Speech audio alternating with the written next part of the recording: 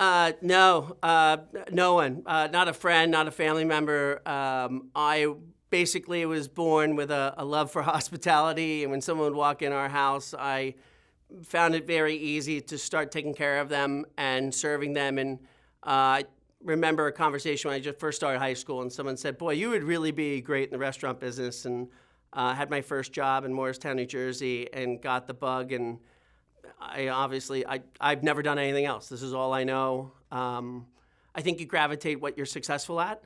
I've worked for some of the best restaurateurs in the country, but it's a tough business. And if you would have told me when I was 30 years old that I'd be 40-something years old and own two, going on my third restaurant, I would have said that dream is not attainable. So life has a funny way of catching up with you, and I'm very proud of the experience and the things that I struggled with.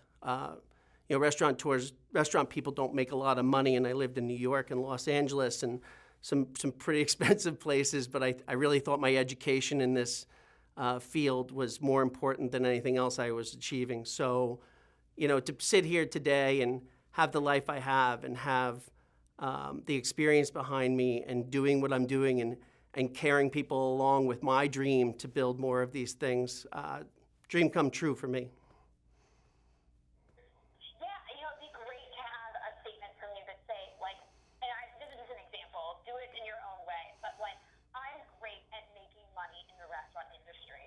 I understand the business aspect. I understand what it takes to make money in this business, and I can help other restaurateurs. Something to that effect. All right, I'm going to give that just a second thought, and we'll edit it out, okay? I am great at planning a restaurant to be successful.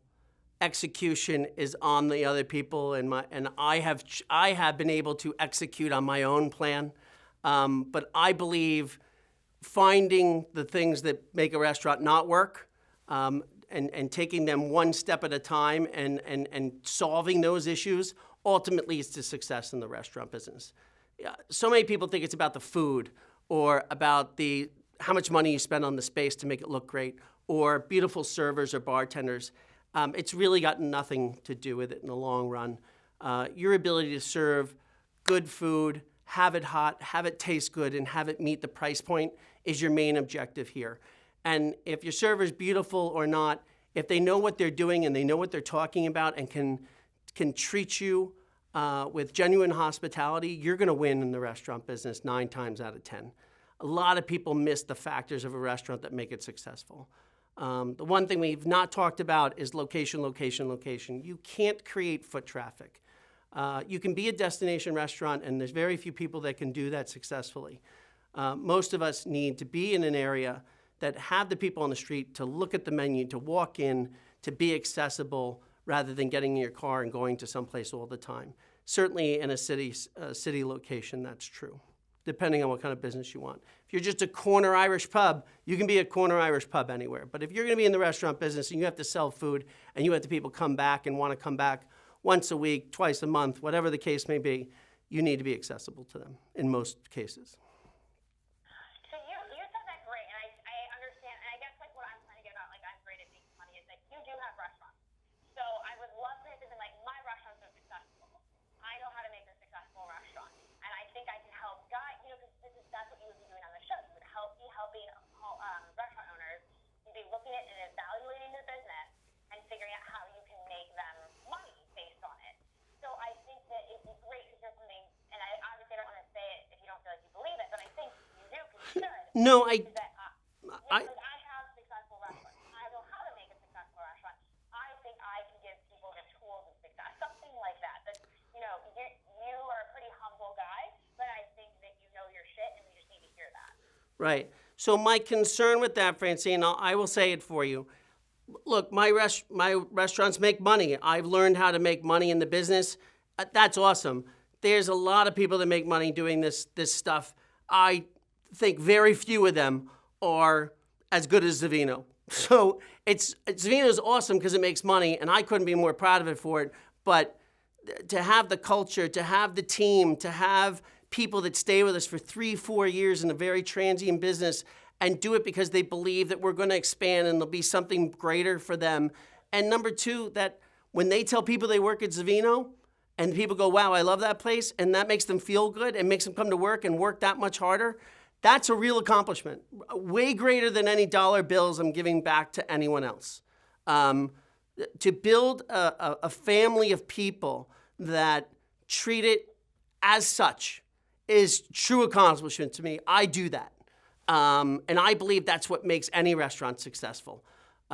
We do make money, and I'm really proud of it. But I'm much better at what I believe I am best at is starting fresh with a culture, with leadership, moving all the cogs in one direction to be successful to make that dollar. You have to do all that stuff before you make a dollar. It just doesn't happen. The dollar is like the fifth point on the line of what comes in. If your first point is the dollar, you're gonna fail. Great. No, that makes sense. And I think I'd love to hear you say, like, you said it earlier, I've worked with some of the best restaurateurs in the country, and then name some of the people that you feel like really, the great people that you have worked for. Yeah, I mean, I'm just blessed. When I graduated college, I went to work for a guy named Jean-Paul Battaglia in Mougins, France, who has a restaurant in Cannes right now.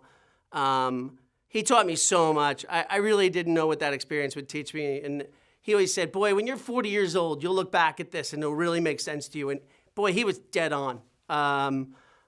What an extraordinary experience to live in France and work with people that had this vision of what they wanted to be the next great French restaurant back in the early 90s. And then I worked for the Rainbow Room in New York. I worked at the Metropolitan Museum of Art, which I learned more being in the museum environment than I did running the restaurant.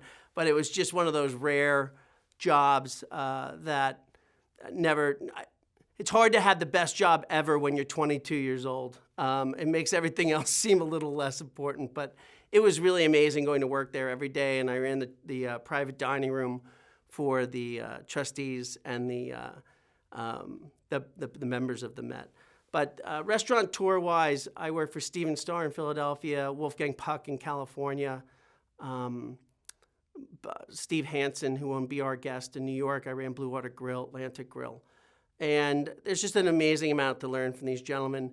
All of them are very good with the volume thing. They understood this balance between caliber of food, caliber of labor, caliber of location, and giving a good product at a good rate to the customer. And that's where I really learned how to seat a restaurant volume-wise, how to build something that was about getting the number of people in that you need to make a restaurant successful. A restaurant needs to be successful 5 days a week. You can't have one that just does business Thursday, Friday, Saturday. It's a 7-day week. You're paying for things 7 days, fixed cost over variable costs.